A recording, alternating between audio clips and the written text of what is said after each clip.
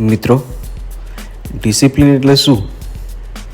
જે કરવાનું મન ન થાય છતાં જે કરવું જોઈએ તે કરવું એટલે ડિસિપ્લિન.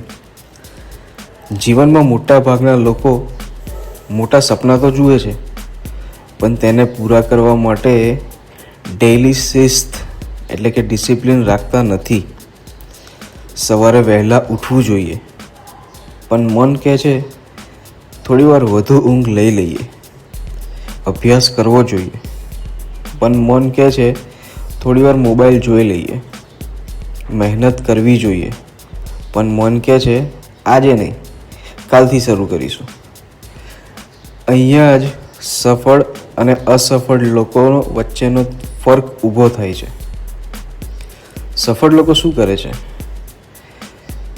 એ લોકો મન શું કહે છે એ નથી સાંભળતા. તેઓ લક્ષ્ય શું કહે છે તે સાંભળે છે. મિત્રો, યાદ રાખીએ, મોટિવેશન આપણને શરૂ કરાવે છે, પણ ડિસિપ્લિન આપણને અંત સુધી પહોંચાડે છે.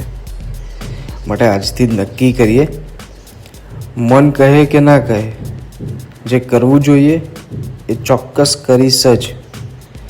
કારણ કે ડિસિપ્લિન આજે થોડું કઠણ લાગે, પણ આવતીકાલે જીવનને સરળ બનાવી દે છે.